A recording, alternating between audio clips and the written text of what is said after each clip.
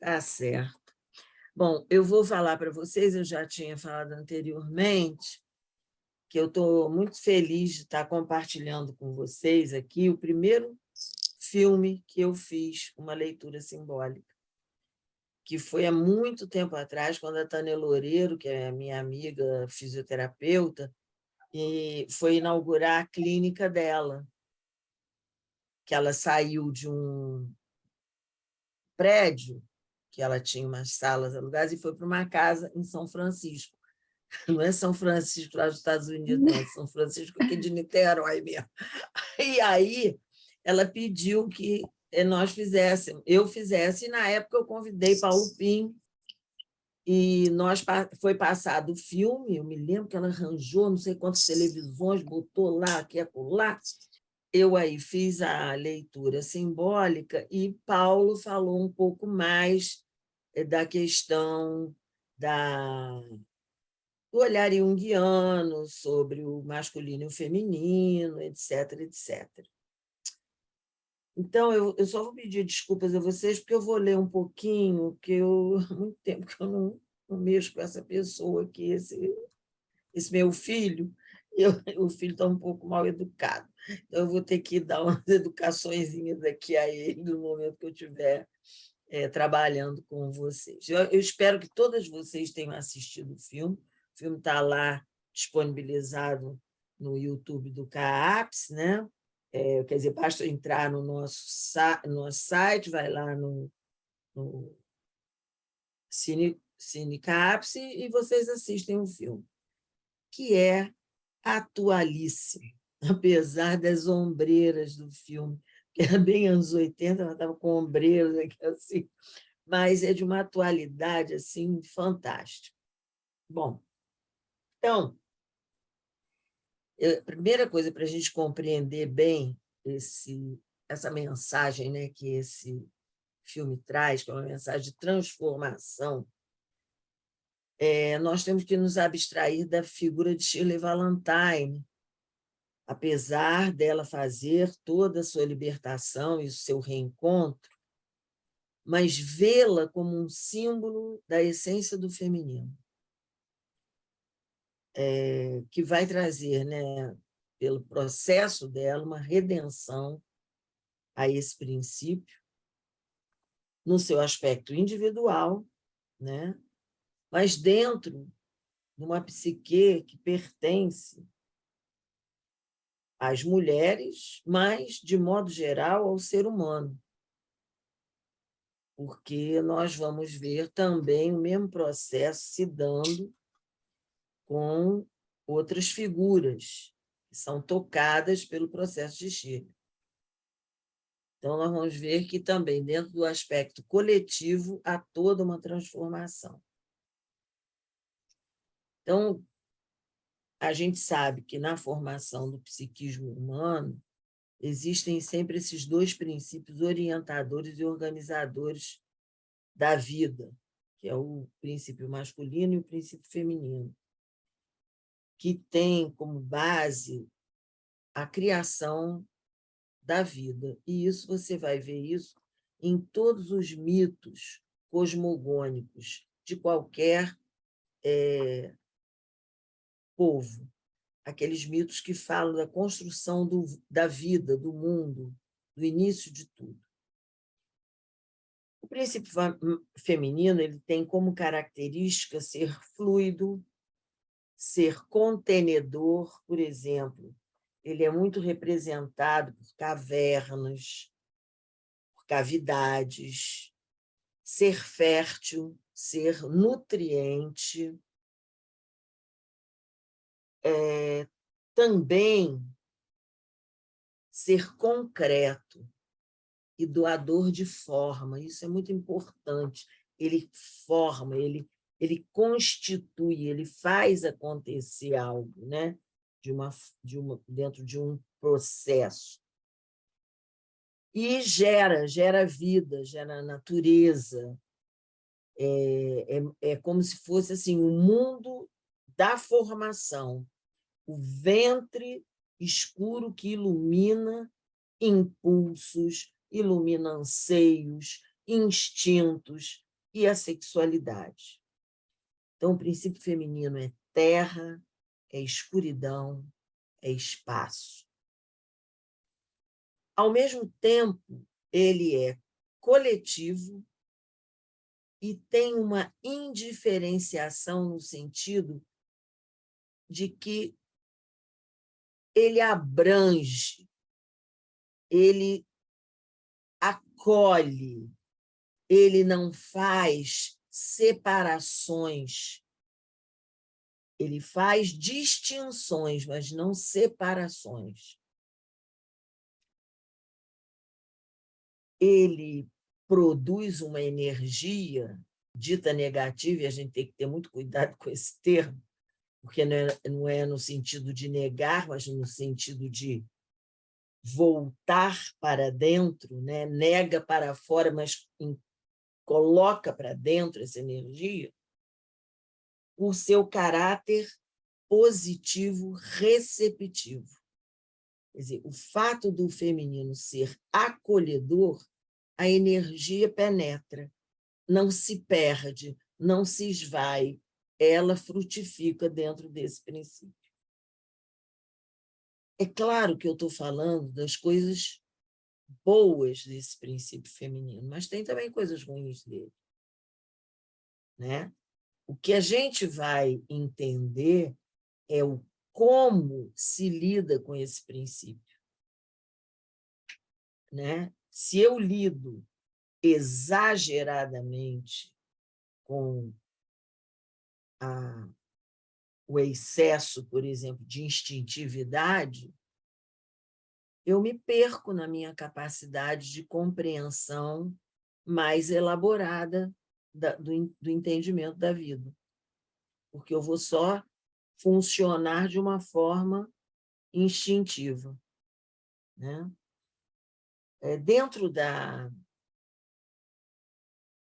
simbologia do princípio feminino, nós temos assim que a Lua é um daqueles espaços que melhor representa o princípio feminino nas suas diversas fases, né? Que a Lua tem essa distinção. É a Lua quando é nova, que está começando a crescer, depois a Lua cheia, depois a Lua que vai minguar, e aquela Lua que mostra a sua face oculta, que mostra o seu lado que se interpõe a toda aquela claridade, a toda aquela dinâmica de beleza e grandiosidade. É muito comum, por exemplo, quem trabalha com a terra, dificilmente planta em época de lua negra,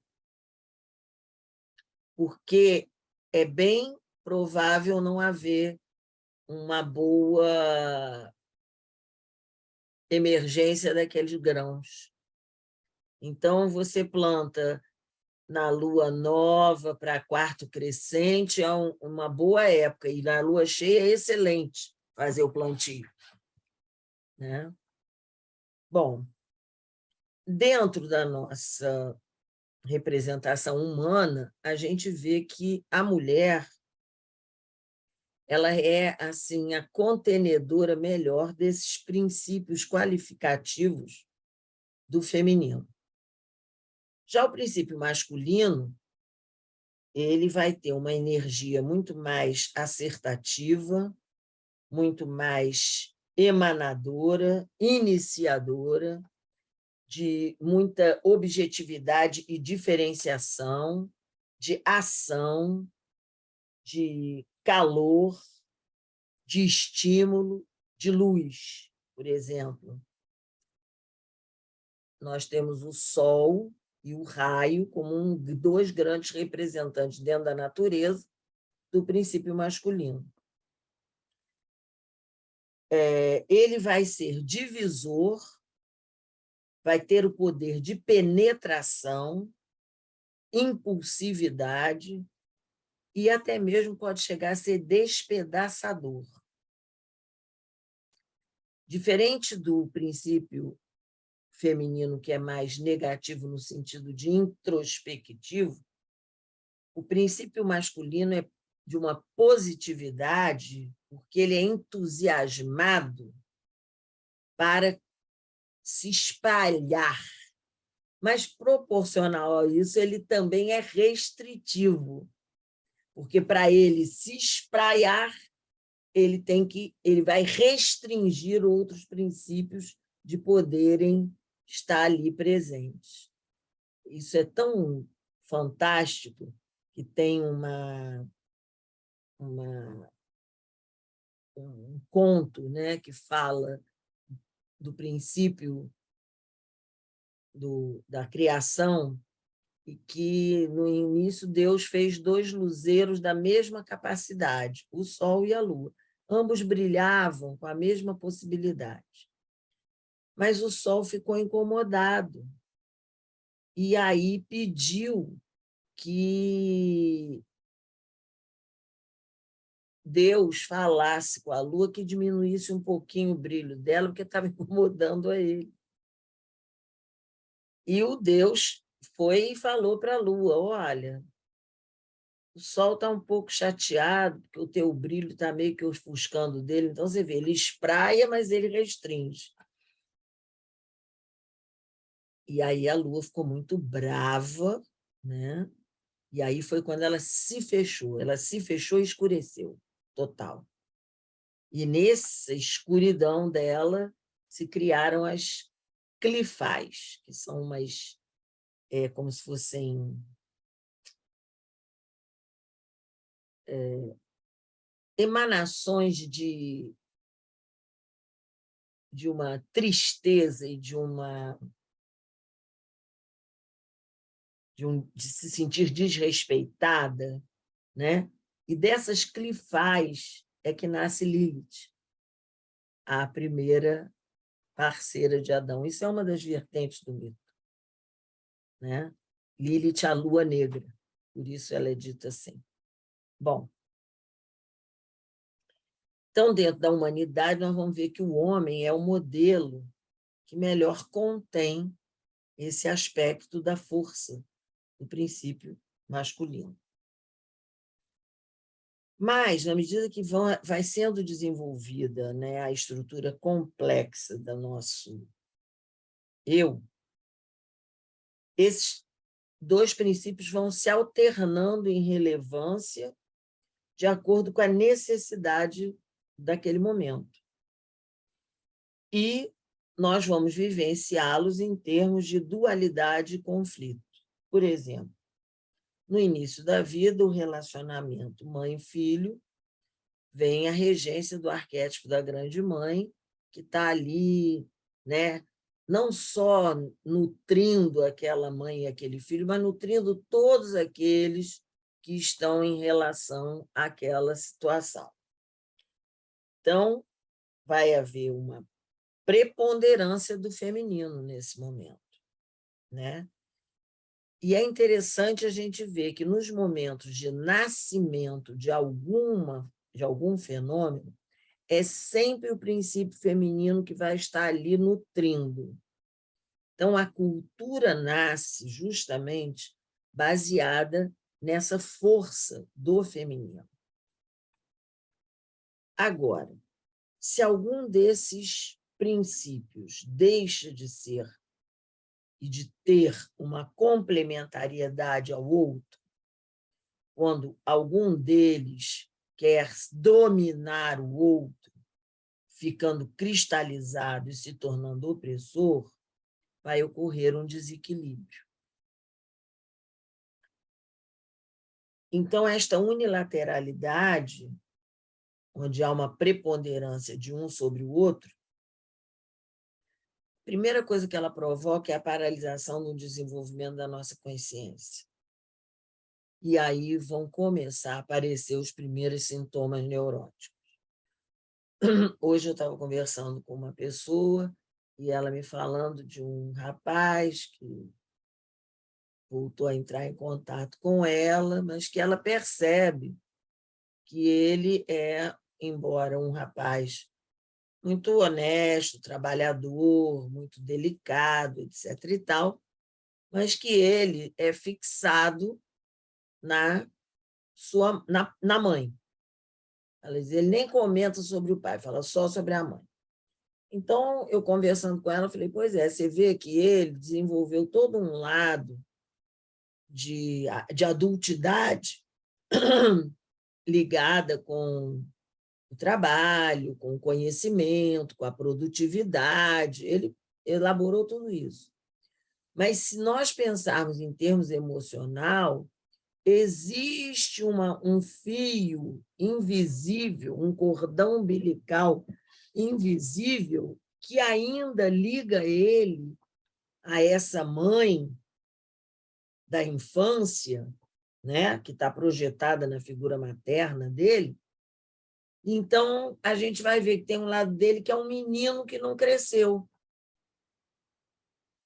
Eu tenho uma amiga que namorou, tendo um caso aí com um cara muito agradável, muito simpático, muito legal, mas ele era, eu não me recordo se ele era separado ou era viúvo, mas ele tinha tido um casamento, separou, morreu a mulher, e ele não teve filhos, e ele residia com a mãe. Esse ano, essa minha amiga falando comigo, falou assim, Sueli, fulano ficou viúvo. Aí eu falei assim, ué, mas ele não era separado, ele não era viúvo? Ela falou assim, não, Sueli, é que a mãe dele morreu esse ano, com 95 anos, então agora ele ficou viúvo. Né? Então, você vê que tinha um lado dele que ainda era aprisionado emocionalmente nessa paralisação, porque houve uma sobreposição de uma força, de uma energia emocional sobre um desenvolvimento psicológico que tem que ser sempre buscado o equilíbrio desses opostos. O nosso filme já se inicia falando dessa situação neurótica, né?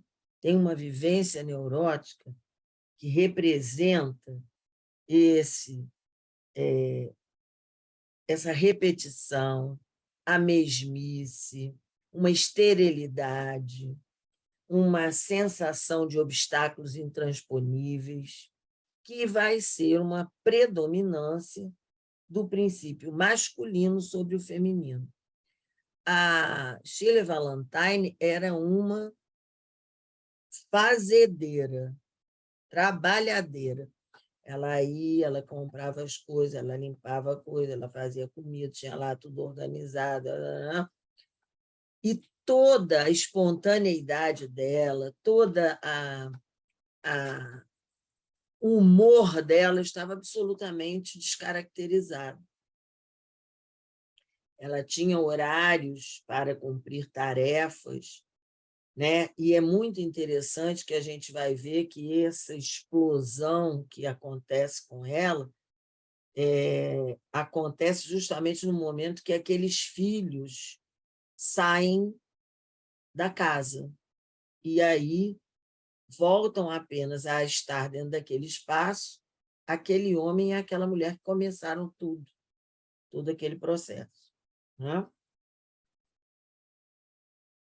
Entretanto, a gente sabe que, apesar daquele esse aspecto neurótico estar firmado, sempre há uma busca e uma tentativa de busca de equilíbrio dos opostos dentro do nosso psiquismo humano, mesmo que de forma inconsciente.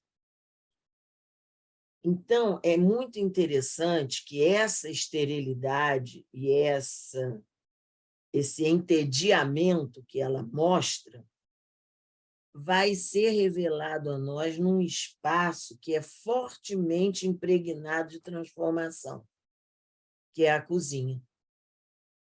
Né? A cozinha é o local das grandes transformações. A cozinha é o local onde o alimento entra de uma forma, sai de outra, onde se limpa e se cuida e se aromatiza muitas daquelas ervas e especiarias que são usadas.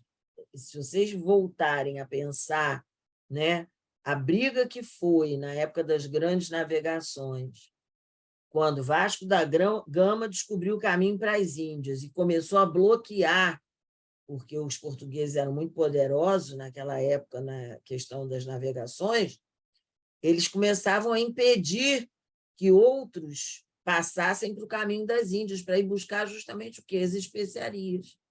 Aquilo que dava sabor e transformava o gosto da vida.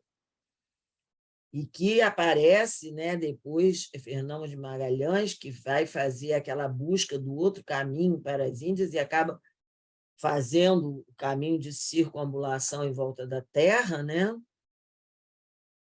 Que, aliás, é um filme maravilhoso, que vale a pena vocês assistirem.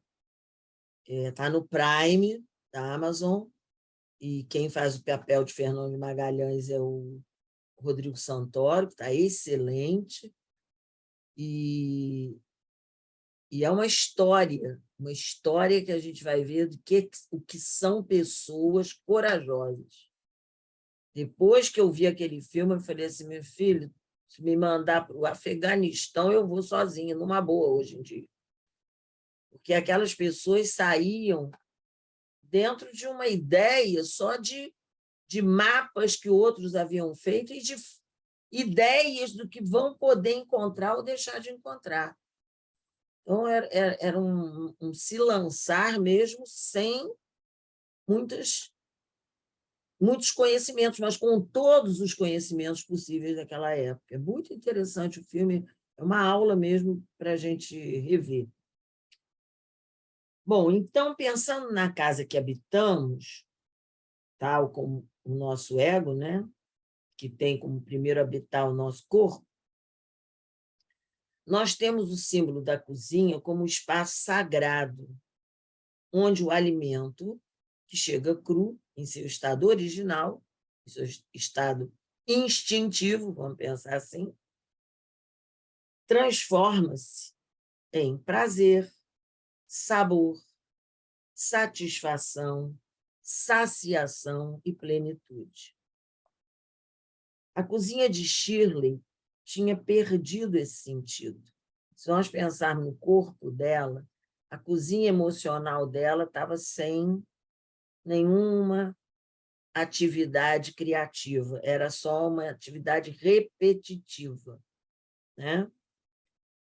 Ela está cronometrada por horários que tem que cumprir e pela caminhada dos dias da semana. Então, tal dia que tinha que fazer tal coisa, outro dia tinha que fazer tal coisa, outro dia tinha que fazer tal coisa. Esse desequilíbrio, isto é, de um princípio de ordenação rígido, tirando a maleabilidade de um espaço que tem que ser mais fluido, mais agradável, sem regras tão fixadas, causa essa esterilização e um sentimento de opressão e esvaziamento. Eu agora, falando com vocês, eu tive um insight que eu não entendia por que eu não gosto daqueles programas MasterChef de competição, principalmente um que tem, eu acho que é na Band, não, na Band não,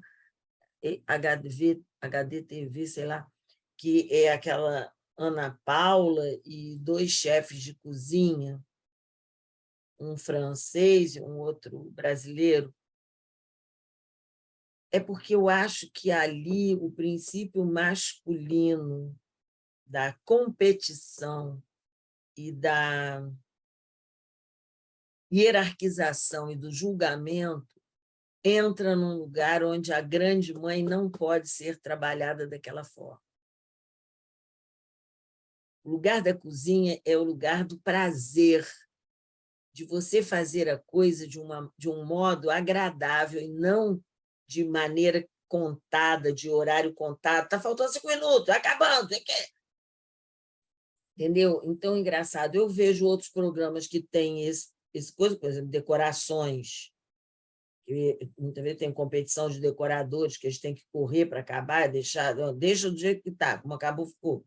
E não me incomodava tanto, mas esses programas de MasterChef não me agradam, porque eu acho que é Sueli só isso. tem um bom, que é o chato para comer. Mas aquilo não é uma competição, aquilo é um trabalho da grande mãe criando uma distinção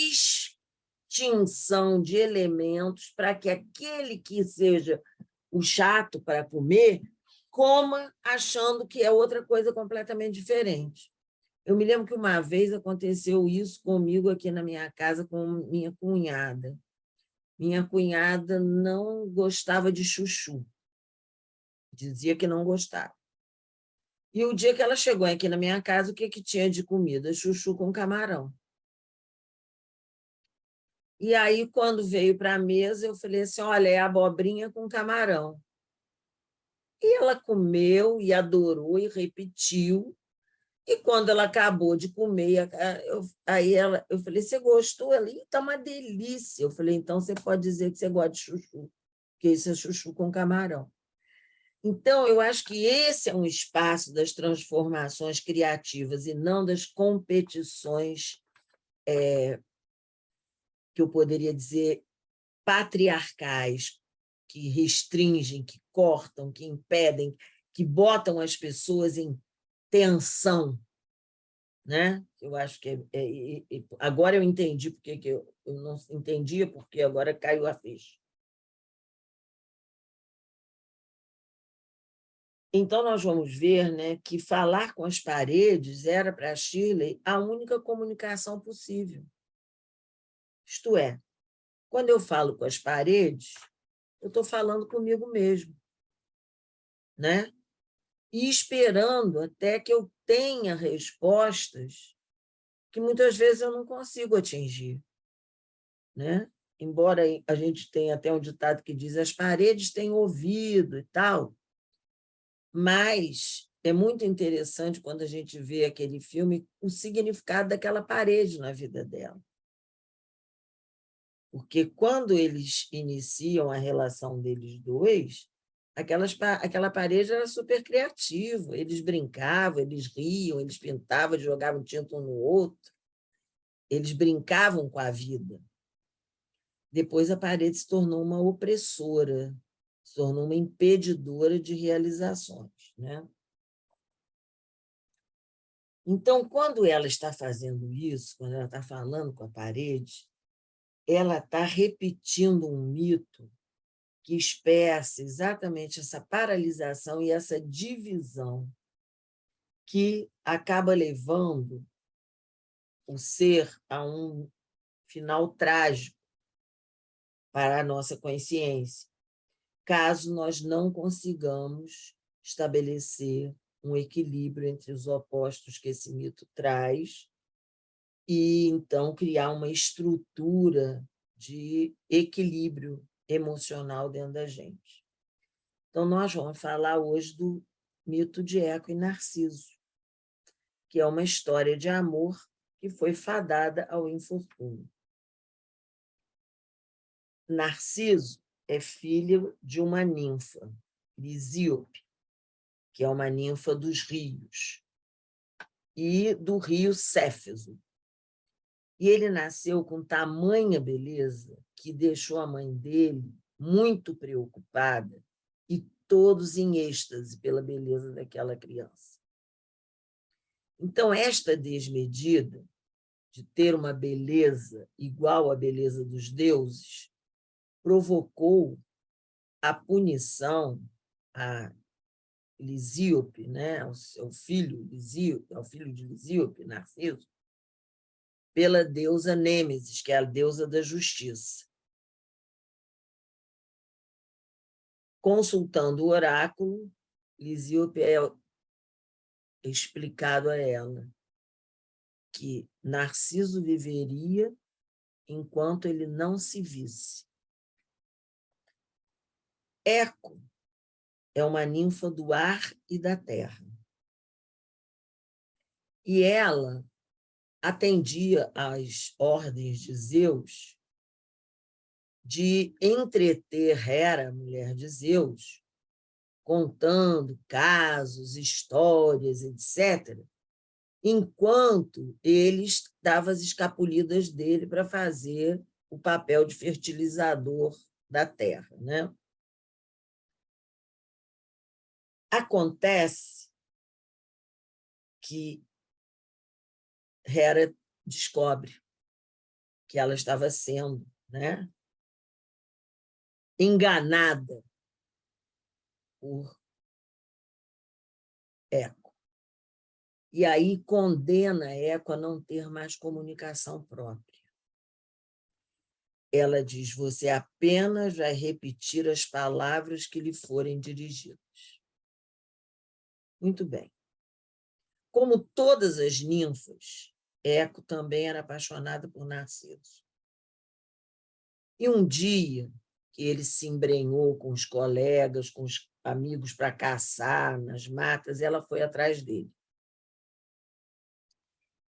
E, num momento, ele se distanciou um pouco do grupo. Você sabe que quando vocês caçam em grupo, um vai para cá, outro vai para lá, outro vai para lá, faz mesmo que assim, meio uma emboscada, né? Cada um indo para um canto para poder cercar o animal que vai ser abatido. Ela aí aproveita e vai atrás de Narciso na hora que ele se distancia do grupo de colegas. E aí ela faz alguns barulhos no arbusto e Narciso pergunta, achando que é algum colega dele está se aproximando: quem está aí? E Eco responde: quem está aí? E Narciso caminha, distraído por essa repetição, perguntando sempre e acompanhando aquela voz, né? E aí ele acaba que ele chega a um lugar onde tem uma fonte. E ele, com sede, se debruça para beber. E aí, pela primeira vez, ele se vê refletido naquelas águas e se apaixona perdidamente por sua imagem. Dali ele fica, dali ele não sai, ele não consegue se afastar, ele não consegue se desprender do seu reflexo, ele mexe na água, quando ele mexe na água, a água, né, faz a imagem ficar meio turva, ele aí não mexe, ele está com sede, mas ele não bebe, porque ele quer ficar olhando para aquela imagem que tanto fez ele ficar apaixonado, né? Coisa que ele nunca havia sentido na vida. Numa variante do mito, se diz que Narciso mergulha na fonte em busca de segurar essa imagem. Que toda vez que ele tenta pegá-la, ela lhe escapa, porque ele mete a mão na água, a água turbulenta, a imagem desaparece. Em uma outra vertente, ele diz que ele morre à míngua, de paixão por ele mesmo. Bom, no lugar onde ele morre, nasce uma flor que os gregos chamam de narciso, e que é a flor usada pela Grécia nos rituais de morte. E nós vamos ver que essa flor vai ligar com outro mito, que é o mito de Perséfone, Core e Deméter. Né? Que no mito de Perséfone, Core, Perséfone é o segundo nome de Core, é a jovem, né? E Deméter é a mãe de Core e Perséfone. Esse mito vai acontecer quando ela vai se abaixar para colher o narciso, aí a terra se abre, Hades sai de lá e rapta Core, que aí vai se chamar Perséfone no mundo abissal, né? E o ego? O que acontece com... Aliás, e Eco? O que acontece com Eco? Ela, desolada de ver o seu amado morto, se consome em dores e lamentações. Tal como Narciso também, ela não come, não bebe, ela emagrece, a pele dela se cola aos ossos e esses se petrificam. e dela só resta a voz, que sempre responde com o mesmo o que a ela se fala, o eco das montanhas e das rochas. Shirley, quando começa o filme, está identificada com o eco. Ela está petrificada. E o seu narciso, isto é, o apaixonar-se por si mesmo, totalmente inconsciente e mergulhado em profundezas abissais. É esta separação de eco-pedra, que não está em contato com Narciso-água, que terá que ser reparada e reconciliada. Sem consciência, Shirley dá os primeiros passos. É muito interessante como é que a força do inconsciente nos empurra sem que a gente seja capaz de perceber que já está fazendo o movimento. Há um símbolo da carne, que é o primeiro elemento que aparece, onde leva Shirley a quebrar certos padrões. Então, a carne deveria servir à ordem vigente.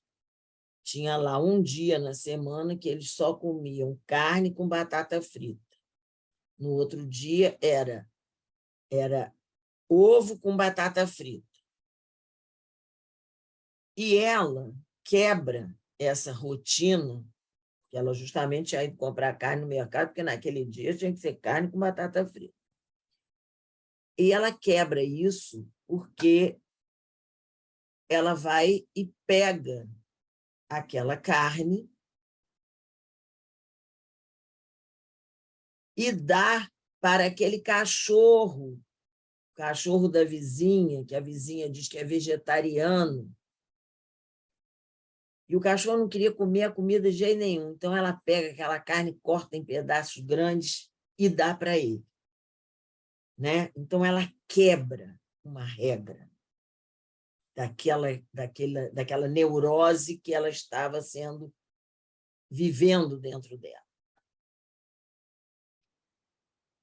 E é interessante que, ao dar esta carne ao cachorro, ela, tal como o cão vegetariano, alimenta-se com a carne, quando ela vai realizar o seu desejo sexual vital com aquele homem grego que ela encontra lá na Grécia. O vinho, que também é outro simbolismo que aparece. Ela aprendeu, é muito interessante, que a gente vê no filme, que ela aprende a beber vinho com a sua filha, que diz que agora o chique é beber vinho. 1989. Olha só como nós somos atrasados, porque aqui no Brasil, só depois dos anos 2000 que passou a ser chique beber vinho, né? Então, ela vai servir, né? O vinho vai servir como um revelador a Shirley de toda a sua espiritualidade e sensualidade.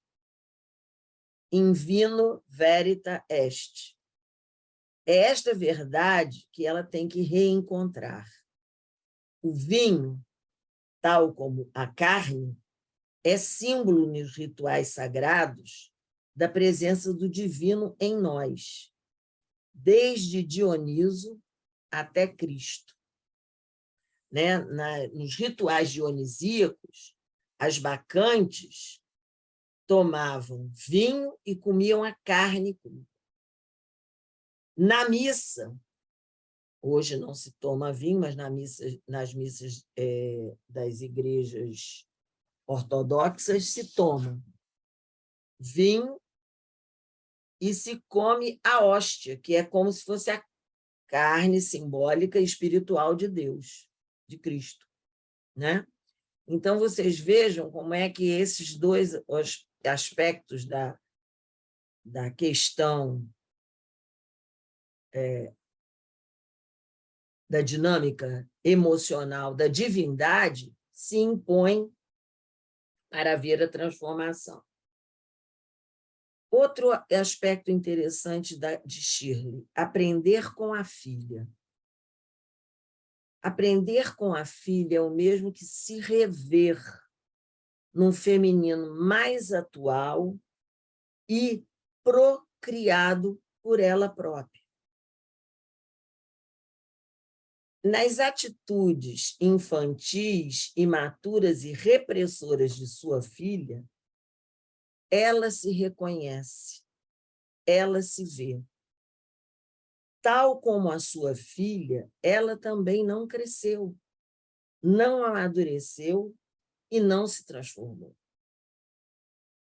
Teve todas as possibilidades para isso, porque quando ela recorda a sua juventude, ela relembra da sua alegria, da sua espontaneidade, da sua descontração, da sua liberdade. Porém, teve um fato emocional que a impediu de continuar o processo desse desenvolvimento. Ela desacreditou de si mesma quando ela foi menosprezada por uma professora, né, que era absolutamente neurótica e que temia a força e os atributos de Shirley. A professora neurótica, ela temia Shirley porque Shirley fazia ver em si mesma a essência desse princípio feminino que tanto ela tinha trancafiado, impedido de ser vivido. A primeira defesa frente a algo que nos atrai muito, mas que tememos, é negar aquele algo, é desvalorizá-lo e desrespeitá-lo. Por exemplo, o momento em que Shirley dá a resposta certa sobre qual era a invenção principal do homem, e que ela estava muito feliz, porque ela tinha aprendido com o pai dela, na véspera, que era a roda, aquilo não foi valorizado. Aquela mulher manda começar a cantar o hino da escola e a Shirley fica absolutamente decepcionada. A professora neurótica reaparece para a Shirley adulta na forma daquela vizinha da frente. Mas com esta, Shirley não se intimida e rebela-se, enfrentando-a, e descobre, então, nela uma aliada. É muito interessante que ela está comprando umas calcinhas, porque a amiga dela ganhou na loteria e ia levá-la para a Grécia. E aí ela vai comprar umas calcinhas, então ela até pega uma calça assim maiorzinha, nessa hora encontra com essa vizinha de frente, que sempre viajou muito com o marido, sempre vai para cá, para colar e tal. Aí ela fala assim, está comprando essa calcinha para você? Aí ela falou assim, não, essa calcinha eu estava vendo para minha filha, para mim mesmo eu vou levar essa. Aí pega uma calcinha preta, toda rendada, chique. Aí ela falou assim, aí a mulher fica com a cara assim, bestalhada, ela fala assim, porque eu estou indo com meu amante para a Grécia. Vou passar uns dias na Grécia com meu amante? Aí a mulher vai pateta ainda. Nessa hora, ela conta uma pequena mentira, mas não é uma mentira, gente. É uma coisa que ela vai se tomar posse, depois ela vai compreender aquilo. Que o amante estava dentro dela, mas ela não sabia que ele estava dentro dela, que ela tinha que se reapaixonar por ela própria. Então, é muito interessante que aí ela ganha uma aliada nesta mulher, que a mulher vai lá, escondido, leva para ela um hobby lindíssimo de seda e disse para a sua viagem, ai, Shirley, eu tinha tanta vontade de fazer isso que você está fazendo. E aí, que é o hobby, é um símbolo do feminino muito forte, né? a seda, aquela coisa da delicadeza, o bicho da seda que trabalha com aquela confecção daqueles fios que dão à mulher uma preciosidade ao corpo feminino que não tem preço, né? Bom, esse momento é um momento de grande importância para o desenvolvimento da consciência. O ego começa a sair daquela paralisação e da petrificação quando faz esses primeiros enfrentamentos com esses lados obscuros de si mesmo. E aí ele descobre que seu verdadeiro algoz, aquele inimigo que está dentro dele, na verdade, são as repressões que são feitas sobre o seu verdadeiro potencial, porque identificou-se com a imagem que o outro faz dele.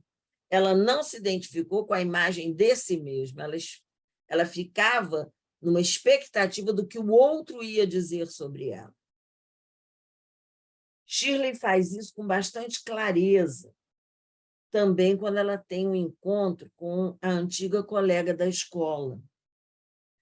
Ambas descobrem que uma fazia projeção sobre a outra do seu lado desconhecido. Ambas queriam uma ser a outra. A aeromoça do Concorde, ela diz que a amiga... você é a aeromoça do Concorde? Que isso, Shirley? Eu sou a aeromoça do Concorde, eu sou uma puta. Eu sou uma mulher eu sou uma puta de luxo, mas sou uma puta. E Shirley fica assim, abobalhada, porque ela nunca podia imaginar que aquela menina que a mãe pagou para ter um inglês tão perfect se tornasse apenas uma prostituta.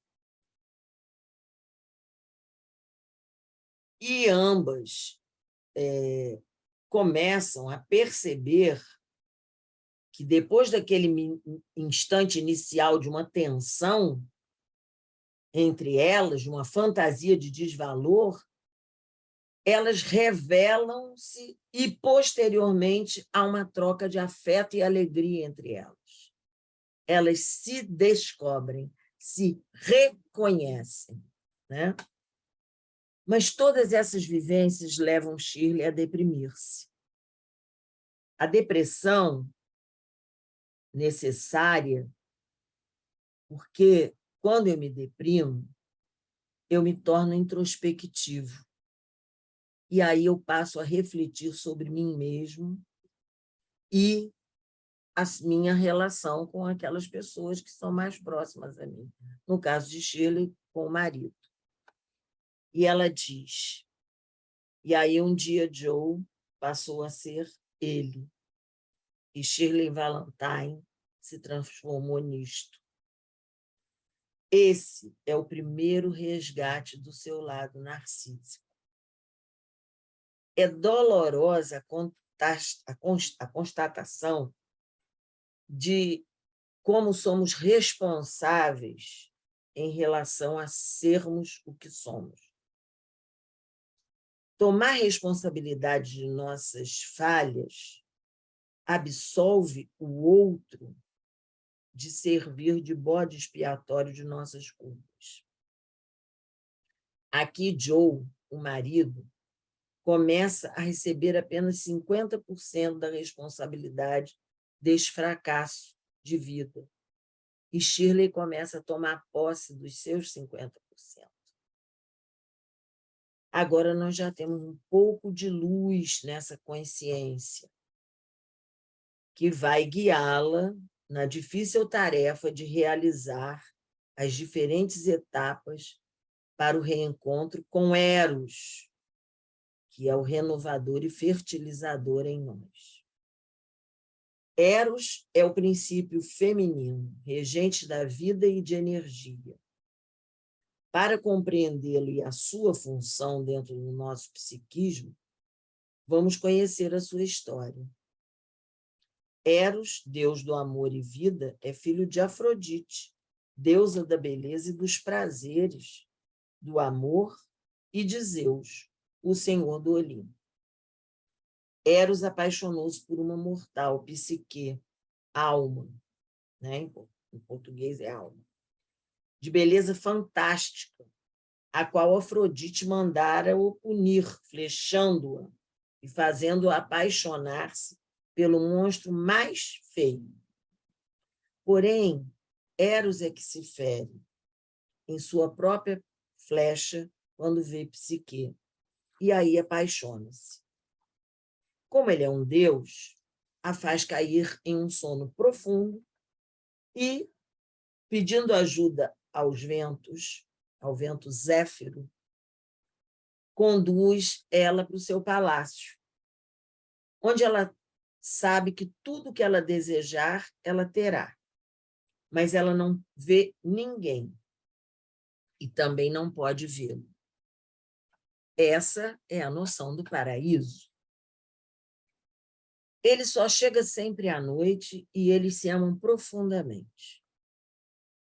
Mas essa regra de não poder vê-lo passa a incomodar Psique, mas isso só começa a incomodá-la quando as suas irmãs vão lá visitá-la.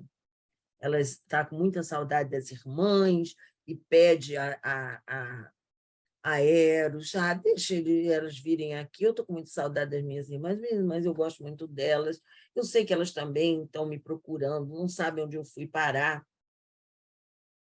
E Eros fala para ela, cuidado, isso não vai dar certo, é perigoso. Mas ela tanto pede que Eros fala, então tá bom, eu vou conceder a você o direito de ver as suas irmãs. Mas essas irmãs, a princípio, chegaram, ai, querida, meu amor, minha irmã querida, que saudade, não sei o que, não sei o que lá. Só que Psique já está com uma barriguinha, está grávida. E aí elas começam, você está grávida? Você não sabe quem é seu marido? Você nunca viu a cara dele? Gente, se ele for um monstro?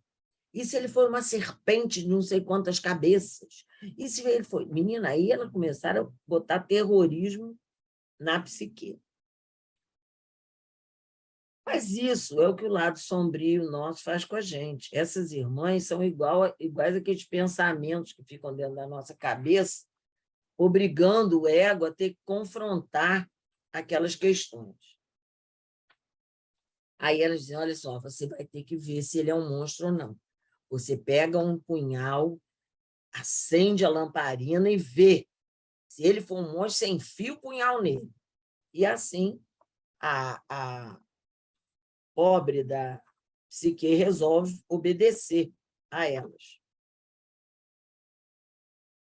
Depois de um dia que eles se amaram profundamente, ele adormece. E aí a curiosidade faz Psique ir lá, instigada pelas irmãs, e acender o lume do candeeiro. E aí, minha filha, ela se depara com um ser mais maravilhoso nunca visto, um Deus. Assustada, ela dá um passo atrás e ela se fere em uma das flechas de Eros, no alforje dele. E aí ela se apaixona perdidamente por ele. Mas, nesse momento, ela derrama uma gota de óleo quente no ombro do Deus, que acorda com uma profunda dor por causa desse ferimento.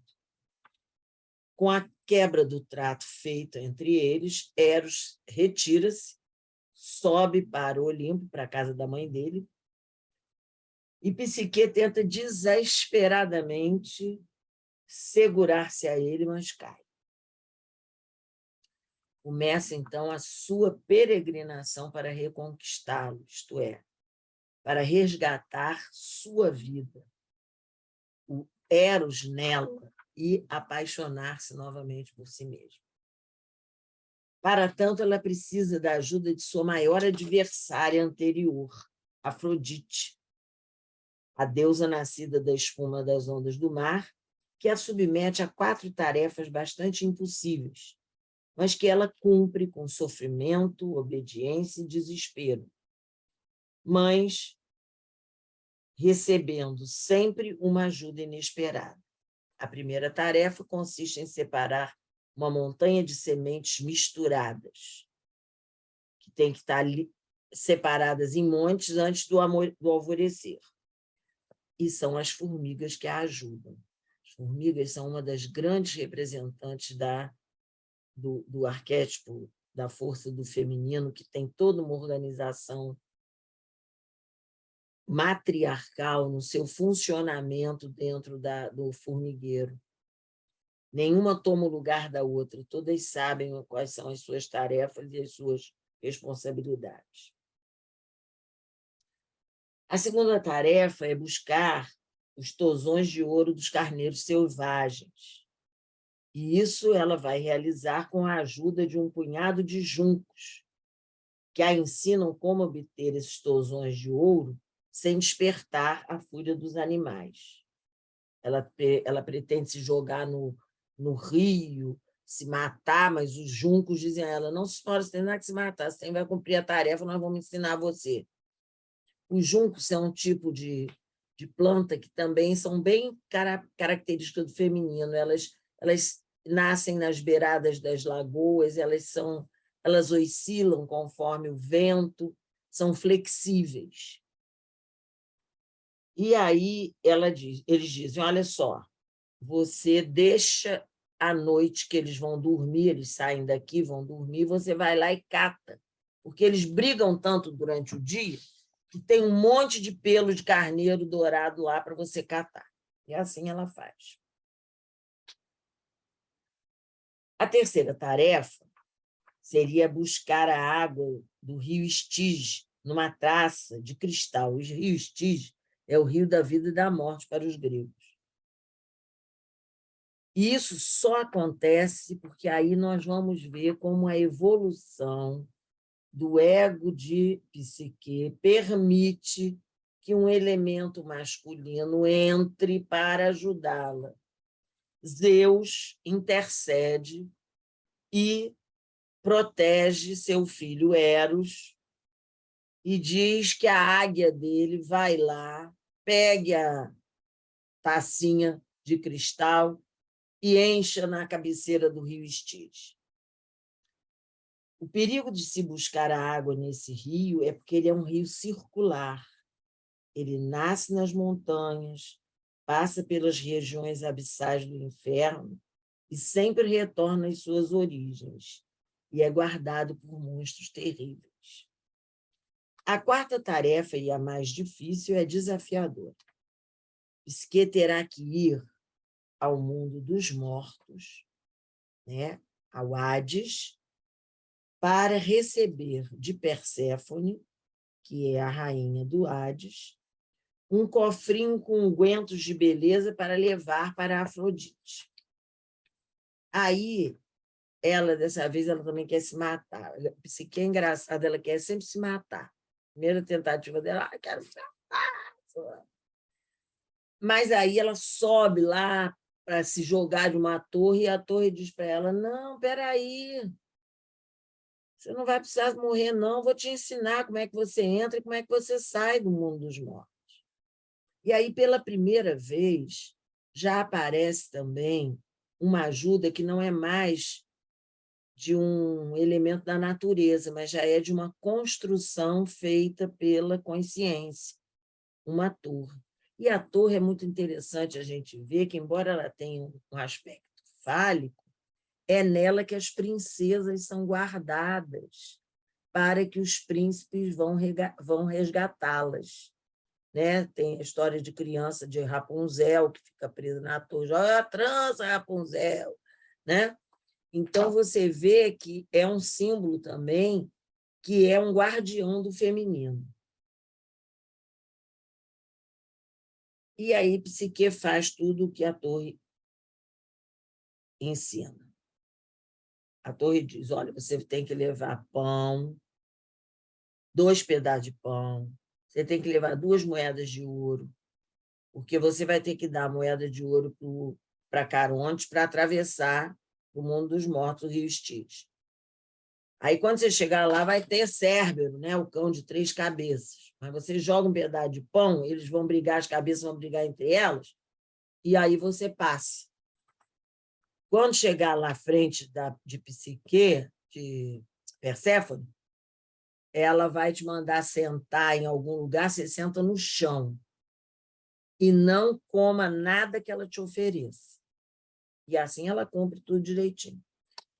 E na volta faz a mesma coisa, joga o pão, as cabeças do bicho lá, bate uma com a outra e dá a moeda para Caronte atravessa ela de volta, e ela já está feliz da vida, já chegando aqui no mundo, né, dos vivos, mas ela aí não aguenta de curiosidade para ver ungüentos de beleza. Ai, meu Deus do céu, eu queria um pouquinho para mim. Aí ela não aguenta, ela abre a caixinha. No que ela abre a caixinha, o que sai de dentro é um sono que é um sono que eles chamam, entre aspas, sono da morte. E ela cai como morta no chão. O interessante é saber que todo esse processo que ela está vivendo, no castelo lá de Afrodite, Eros está começando a se curar das feridas. A cada movimento que ela faz, a ferida dele melhora. Então, nesse último movimento, ele já está curado. E aí ele vai e voa a Zeus e pede para, por favor, deixá-lo salvar Psique. Então, Zeus dá a ordem dele guardar o sono dentro da caixinha e diga, traga ela aqui para o Olimpo.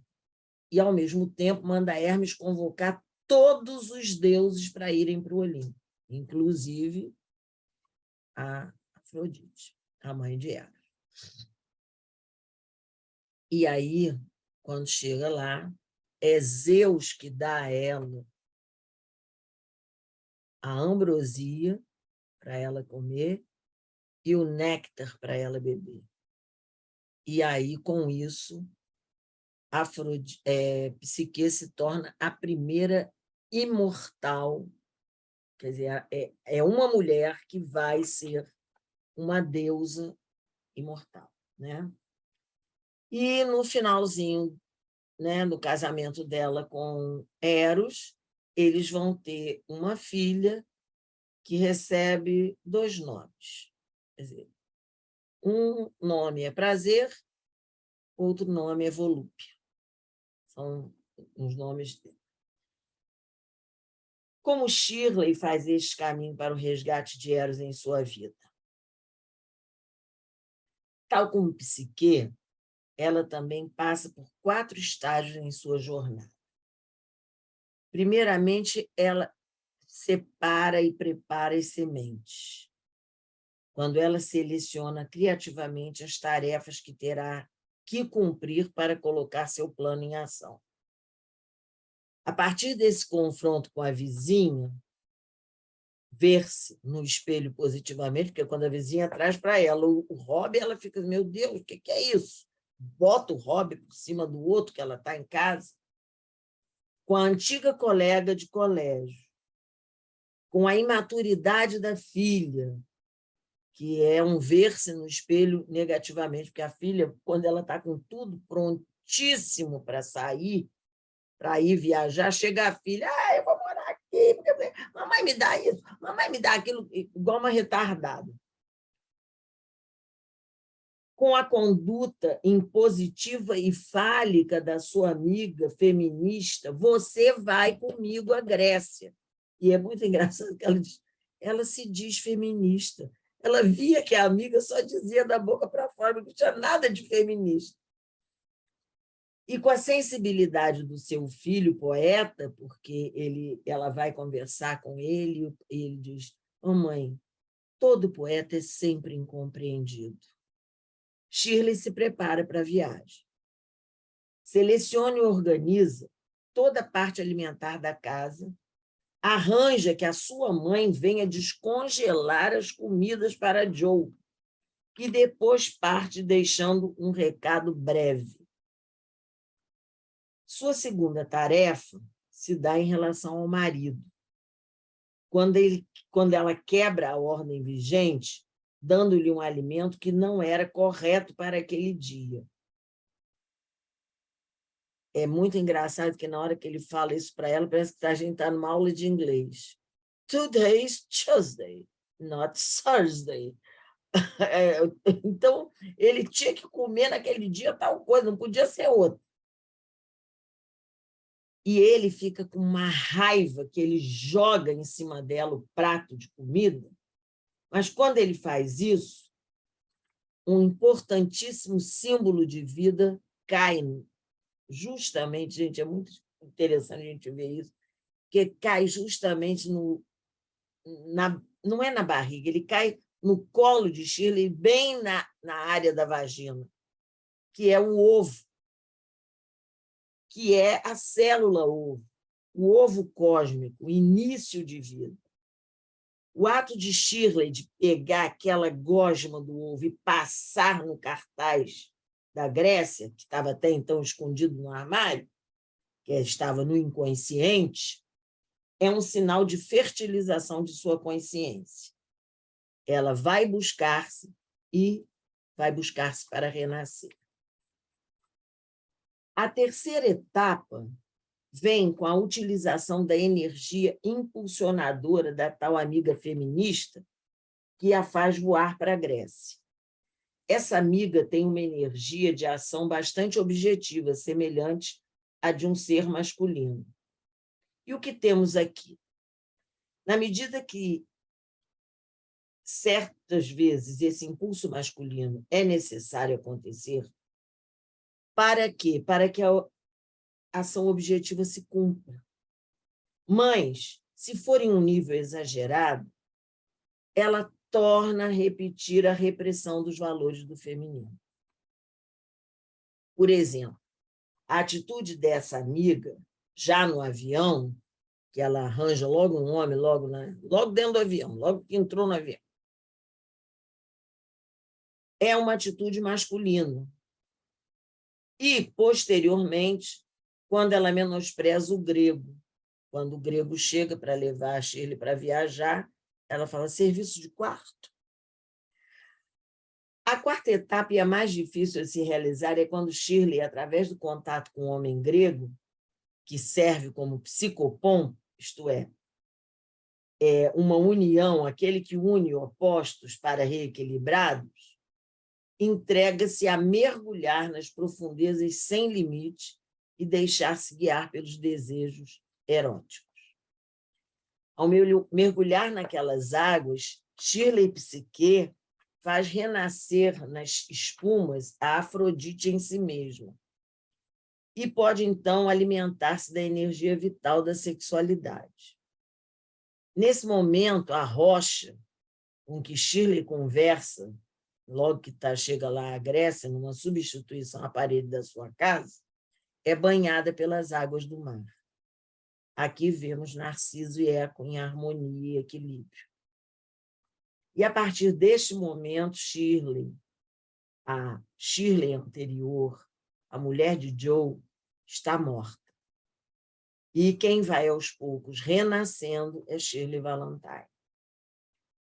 O homem grego funciona como a torre para a psique, com a sua maneira de saber falar com as mulheres, de beijar as estrias de Shirley, que são as marcas da vida dela.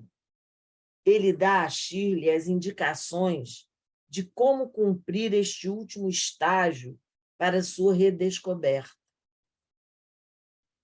Quando Shirley decide ficar e não partir, não era por causa do homem grego, mas era por causa dela mesma. Ela se reapaixonara por si mesma e renascera. E Joe? O que ocorre com Joe?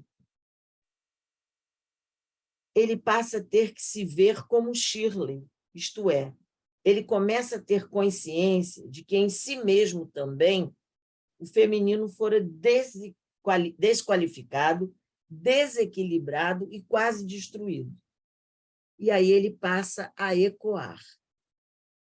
Sua revolta inicial leva-o a usar com Shirley ao telefone a mesma atitude de controle e domínio.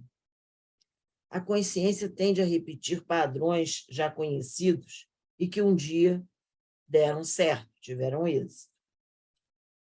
Mas, aos poucos, o seu tom de voz vai mudando durante os telefonemas.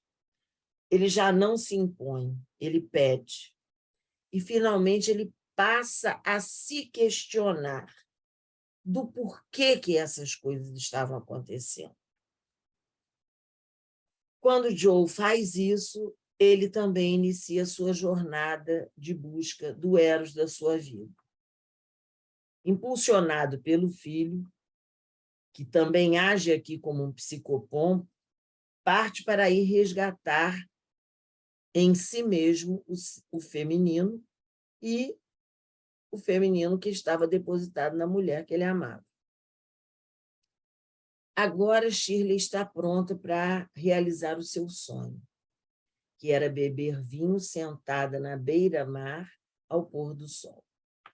Numa primeira vez, ela fizera isso e nada se modificara em si.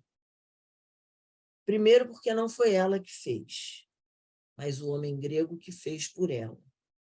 E depois, porque ela ainda não estava se conhecendo bastante para essa empreitada. Neste momento, ela deprimiu-se, mas depois se viu renascer. Shirley, quando Joe chega, não é mais reconhecida por ele ao passar por ela. Só quando ela o chama é que ele toma consciência que não está mais em frente a Shirley, mas está em frente a Shirley Valentine, cujo nome quer dizer do prado brilhante ou a que vale. Nesse momento, Joe também deixa de ser ele e senta-se com Shirley e participa de seu sonho. O chamado para um despertar de uma nova consciência é, em nossa época, o apelo à pessoalidade, à individuação. Shirley diz em um momento: eu era a mãe, a esposa. Agora sou Shirley Valentine de novo. A mulher, para resgatar o seu feminino, tem, tal como Shirley, deixar de ser a amada, e o preço de seu renascimento transformado é aceitar sua própria realidade, seu verdadeiro eu recém-descoberto, mesmo que ele agrida os padrões coletivos vigentes.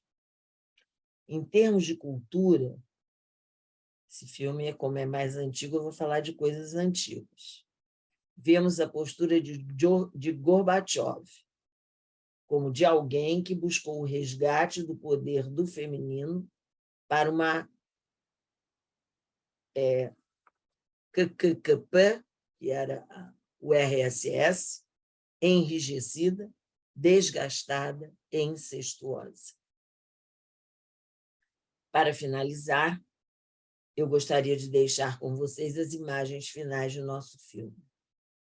O beber junto o vinho, o brindar uma nova relação, a possibilidade de recomeçar, o sol que se põe, as mãos que se encontram.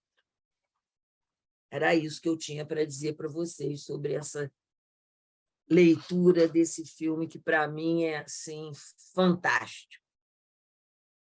E aí está aberto para vocês conversarem e trazerem as suas percepções e as suas leituras também.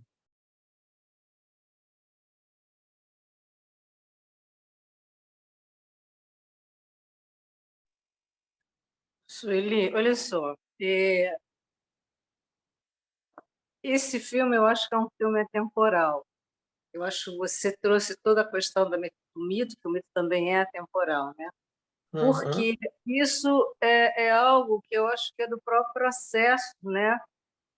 Da mulher, é o processo dela, porque ela não, às vezes ela não precisa chegar a se perder tanto de si mesma como a Shirley se perdeu, né? Mas ela tem que tomar um cuidado, porque ao longo da vida e pelas coisas com que, da maneira como ela vive a vida, e principalmente hoje, ela está correndo o risco de poder chegar a ser uma Shirley sem poder, e às vezes sem poder até fazer o resgate de si mesma, por todo um processo que hoje exige dela múltiplos papéis. A Shirley tinha múltiplos papéis mas dentro de um olhar, né, daquela época, onde ela era muito mais a dona da casa, a mãe, né, porque o que me chamou logo assim de início, quando o filme começa, que o filme retrata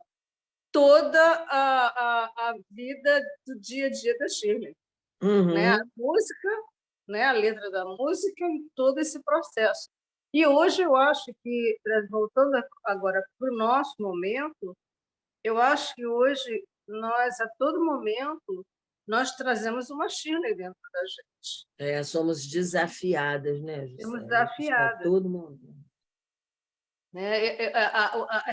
Você enriqueceu muito com a questão de nos fazer olhar através do mito, né? Porque o mito também ele está aí, também ele é atemporal.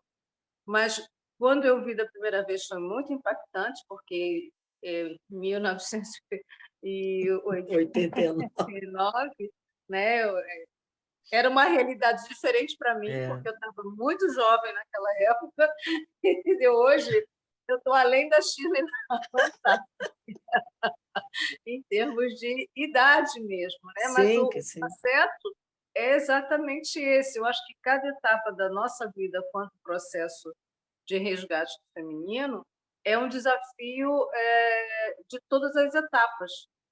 Isso, o filme deixou isso para mim. Eu não sei se é por aí, mas que ele ficou Não, mas assim, não importa, tocou em você dessa forma. E eu acho que você trouxe uma coisa legal, porque hoje em dia as mulheres que se colocam como feministas, e eu acho que ela faz ali uma crítica àquela amiga feminista, na verdade, elas começam a se identificar com o masculino e não com o feminino, né? E que é tudo que a gente precisa para ambos os lados, homens ou mulheres, é que o feminino seja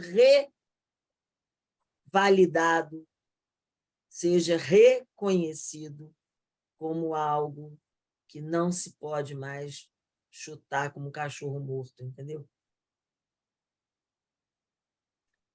Fala, Marfisa, abre seu microfone. Oi, boa noite, gente. Delícia te ouvir, Sueli. Obrigada, querida. Essa linha tão bom assim, né? Eu adorei rever esse filme. Eu achei assim, porque ele é profundo e é divertido também, porque ele tem umas tiradas que a gente ri. Mas tem um lado assim que eu percebi só agora, enquanto você contava esses mitos, essa história, a relação entre as amigas, a inveja, como aparece, né? Sim. E veja que a inveja, tanto dela para a amiga mais nova, aquela mocinha mais nova, e a mocinha mais nova para ela, se elas tivessem podido verbalizar aquilo, pois é. Eu queria ser tanto igual a você, elas tanto que a mulher fala, nós teríamos sido as melhores amigas. Porque já adulta, né? Porque inveja é uma coisa tão censurada, né? Tão considerada aquele pecado, né? Pecado, tão estruturante ainda também. E que ficou na sombra, né? Total. Por causa e ela disso. Se reconhece depois através disso. Mas aquela cena onde ela pula... Não, aquilo para mim... se desnuda e ela se assume e pula no mar, né? E ela pula nua, é como se ela estivesse nascendo, né? Como se ela estivesse nascendo ali para o coletivo. E ela assume, né? Ele não vai fazer, mas eu quero, o eu quero, o desejo dela, e se desnuda para... Olha, aquele momento lava a alma, né? Lava a alma. Muito legal esse filme. Muito bom. E é muito interessante que depois, mais à frente, eu não toquei nesse assunto, mas quem vê o filme, depois você vê que aquele homem grego, ele era um filhinho da mamãe, né? Ele diz, não, eu vou para casa da minha mãe, quando ela diz que o Joe vai chegar, não, eu me esqueci que eu tenho que ir na casa da minha mãe. Ela ri para ele, assim, porque ele diz, você não sabe de nada, inocente. Você serviu a mim para alguma coisa, mas vai para casa da tua mãe. O Joe não veio aqui por sua causa, ele veio por minha causa, por causa dele, Joe, né? É muito interessante. E quando ela volta também, ouve ele fazendo a mesma chantagem. Declaração para uma moça, ele fica assustadíssimo, né? Ela diz, não, fica calma, não voltei por sua causa, não, voltei por minha causa. Já que eu vou trabalhar lá em casa fazendo isso, eu trabalho aqui e ganho algum dinheiro, que era esse o objetivo dela, né? Ela fica trabalhando, fritando batata, blá, blá, blá, servindo aos ingleses, que é muito comum. Os ingleses vão muito para a Grécia. Para mim, a Grécia, em relação aos ingleses, quer dizer, a sombra dos ingleses está na Grécia e a sombra da Grécia está nos ingleses, entendeu? Porque eles gostam muito de lá em função do sol, da claridade, que Londres é muito, né, obscuro, muito chuvoso, muito... Né? Eu sei que eu tenho um sobrinho que mora lá, ele diz, tia, quando faz um sol aqui, você vai para a rua, as pessoas vão tirando a roupa, vão ficando no sol, pegando sol assim, né? Eu tive uma vez lá numa, que eles chamam de primavera, que para mim não tinha nada de primavera, era um inverno metido a primavera. Aí um pessoal de bermuda, eu de meia de lã, não sei o quê. Aí eu falava assim para o meu sobrinho, diz para eles que isso aqui não é primavera, não, isso é inverno no Brasil. Fala com ele. Então, quer dizer, é bem interessante isso, né? Quem mais? Vamos lá. Quem mais eu não tinha visto esse filme, gente. Mentira, Amei, eu não tinha visto esse filme. Ainda bem que eu fui ver. Ainda vi na televisão grande, fui ver no outro. E melhor ainda, né? No antigo. Nossa, olha, eu fiquei encantada com o filme. E a gente fica esperando aquele final, assim, né? Daquele grego. Aí, quando se ele faz isso com outras mulheres, assim, aquela realidade que vem assim, não como uma coisa ruim, vem como uma coisa boa para ela, né? Um renascer mesmo de tudo. Depois o marido chegando a ver, muito interessante, aquela amiga que enfim, o seu filme bem legal.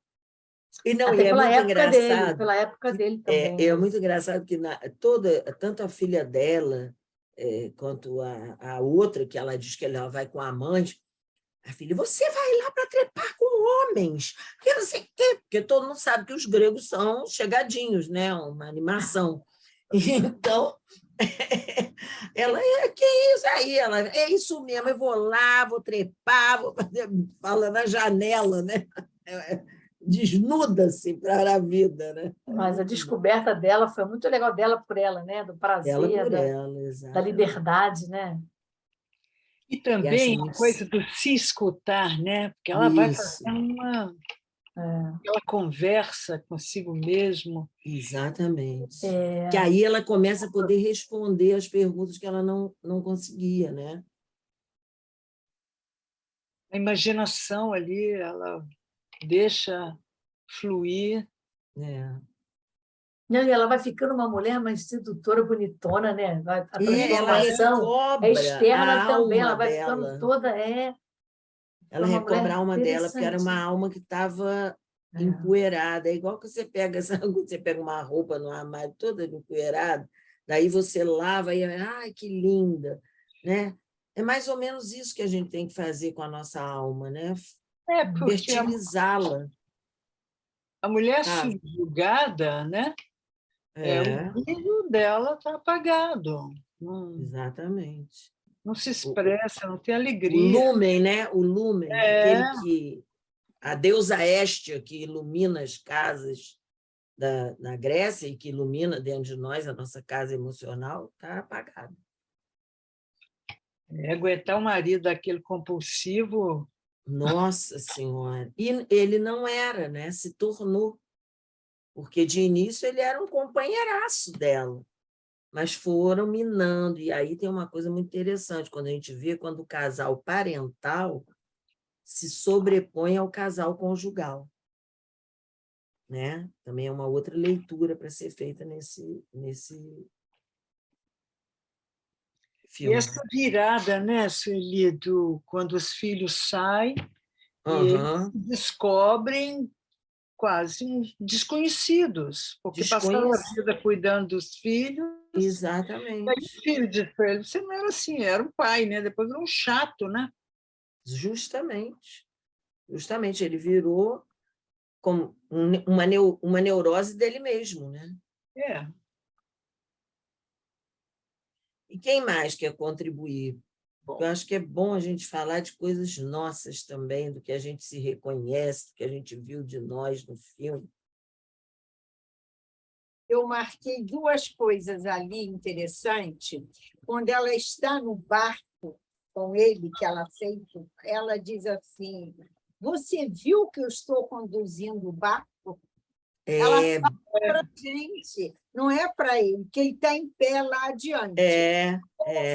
Ali, eu Quer até dizer, simbolicamente, é como se naquele momento ela estivesse voltando a conduzir dentro dela a caminhada de vida dela, né? A coragem dela de partir para o passeio com o desconhecido. Isso. Aí, assim, você viu que eu estou conduzindo o barco? E a mudança dela, quando está na praia, ela está deitada, ela diz assim, a câmera passa, tinha uma mulher deitada, a gente não vê direito quem é. Aí ela sabia que você não ia me reconhecer. Volta! Na hora, eu pensei assim, puxa, nem para ver, deve ser ela. Fiquei assim, passa, aí volta, sabia que você não ia me reconhecer. Porque aí você vê que é o processo, né? Porque a gente, às vezes, se surpreende de esquecer quem nós somos, gente. Hoje eu mandei para alguns colegas uma fala do Sérgio, não vou dar nome, porque eu sempre esqueço o nome, que é da Terra de Rudá, que ele faz uma leitura do mapa astrológico do nosso país, do Brasil, e a pergunta que ele faz assim, Brasil, lembra quem você é? E aí ele vai falar da essência da natureza de essencial da nossa alma brasileira, baseado no mapa astrológico da independência, o horário da independência do Brasil. Gente, é muito bonito, e ele fala com uma propriedade e com uma tranquilidade muito importante, né? Falando da nossa capacidade de alteridade, que nós somos um país da educação, né? do acolhimento ao diferente. Gente, uma coisa assim que era muito boa. Todas nós, foi pelo Zap? Eu posso colocar no grupo aí do CAPS, do grupo do... Como é que se diz? Eu acho, Nara, que eu mandei para a sua filha. Eu peço a ela. Não, eu vou botar para vocês. Não mandei para ela, não. Vou botar para vocês, depois você dá para ela. Vou botar aqui no nosso grupo Porque ela não conversa só com a parede, ela conversa com a gente. Com a rocha. E também com a gente. Ela e fala conosco, também tudo. Sueli, Oi, naquele querida. momento que ela se vê sozinha, né, na praia, e onde ela está conversando com a rocha, ali não seria um momento onde a possibilidade dela ficar, de novo, presa numa... Ela estava repetindo o mesmo padrão. Arcaica no padrão. Ela estava repetindo o mesmo padrão da situação da casa. Então, isso também, Juscelia, vamos chamar a atenção, que não importa qual é o lugar. Eu não preciso sair do meu lugar, porque para onde eu for, se eu não mudar dentro de mim, vou continuar repetindo aquele mesmo padrão em qualquer lugar que eu vá. Entendeu? Isso aí é bem real. Vou botar aqui para vocês. Eu falei tudo errado. É Brasil, você lembra? Sérgio Folha de São Seixas. Paulo? Não, ele é do grupo Terra de Rudá, Ah, sim. e eu não posso enviar a CAPES e eventos, vou mandar o coisa botar para vocês, o Rafael. Vou mandar para ele, vou pedir para ele botar para vocês. Rafael.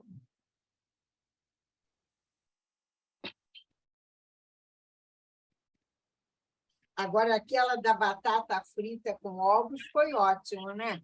Quando ela está trabalhando lá naquele restaurante. Que os velhinhos querem... Ele falou assim, batata frita com ovos, se queria. Pronto, foi a glória para ela.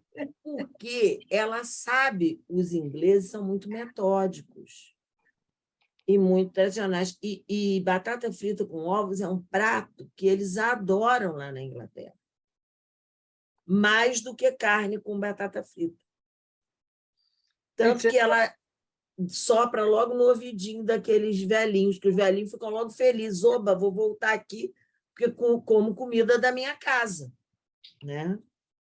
Que ela passou a reconhecer o desejo, né? Isso. A importância de considerar. É. E ali era muito bonitinho, que era um casal de velhinhos que estavam juntos fazendo aquela viagem, que ela foi fazer sozinha para se conhecer. E eles dois estavam ali, né, curtidos pelo tempo, mas juntinhos. Mas também, né, Sueli, não dá para realizar esse processo sem ser com você, né? Sem assumir a própria solidão, né? Exatamente. Não tem outro jeito. Que ambos assumem.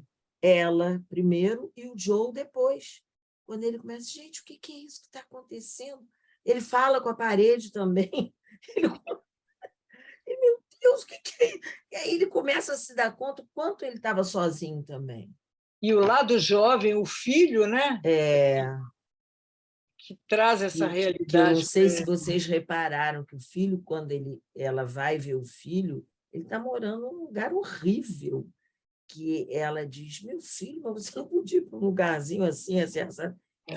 Mamãe, os poetas são incompreendidos. Então, ele já foi para aquele lugar sombrio para ficar dentro da sombra, porque só os poetas podem fazer isso. Né? Achei muito bacana. Quando ele conversa com aqueles meninos do carro, não roube, não faça. Não... Os garotos se fuder e saem com o carro e largam ele falando com o vento. Aí ele fala assim, mamãe, você está vendo, os poetas são os incompreendidos. Então, ele tinha uma resiliência muito grande, né? Porque na casa dele era tanta persona, tanta... Era tudo quadradinho, né? Tudo dentro sem vida, né? As relações congeladas. Justamente. Que o poeta tinha que buscar outro lugar. Tinha. E era o oposto, né? Porque e aí, isso também eu acho que é uma coisa que os filhos mostram também esse outro lado, né? Tanto a menina quanto ele. Você já pensou você ter pais assim? Tem outros piores, mas aqueles ali também eram um pé no saco, né? Agora, por outro lado, tinha uma relação dela com eles, que eu vi assim, o sistema familiar mãe e filhos, mãe e filha, mãe e filho, era muito cordial. O dele com os filhos era muito castrador, do pai.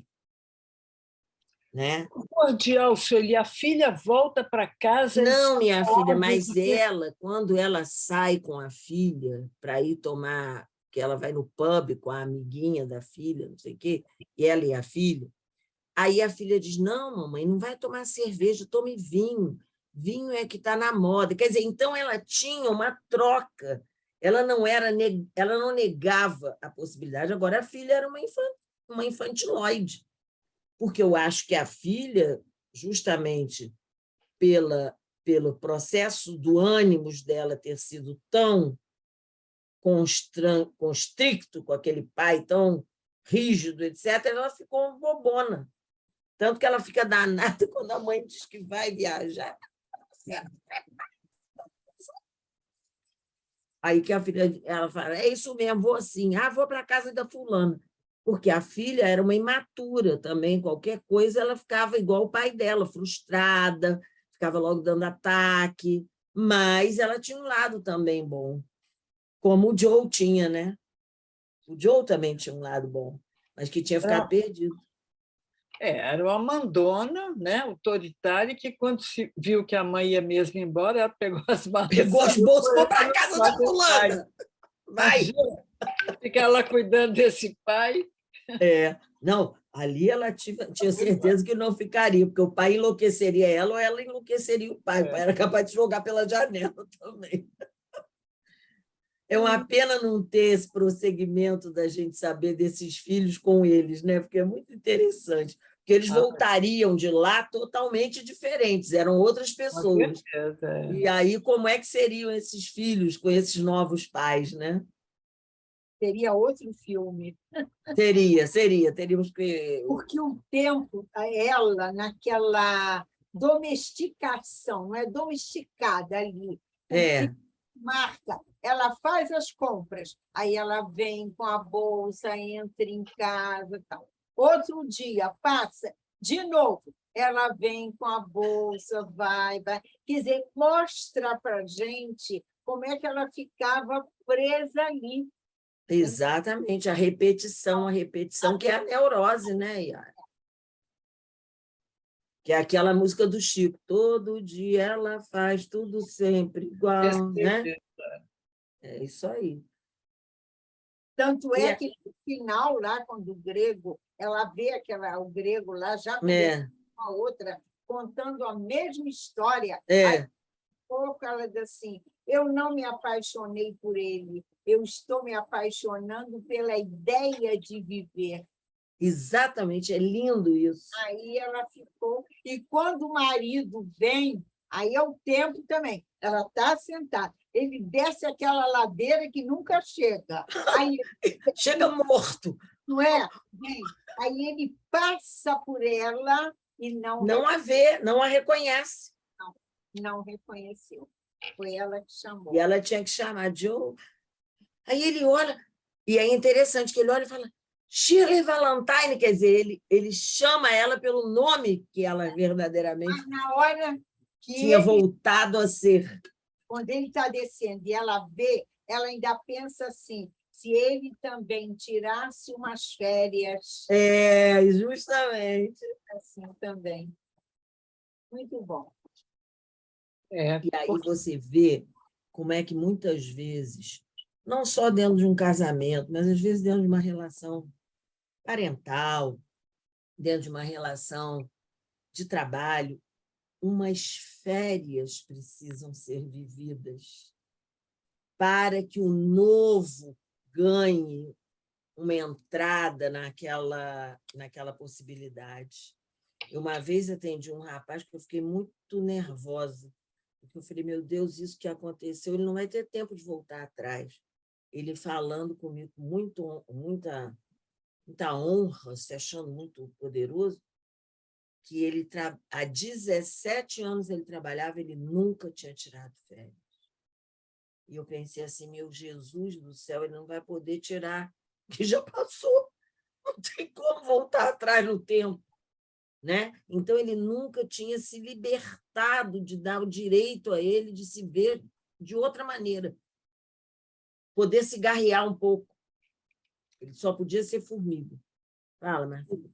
Eli, eu fico achando que alguns casamentos que chegam nesse estágio assim, tão amornados, né?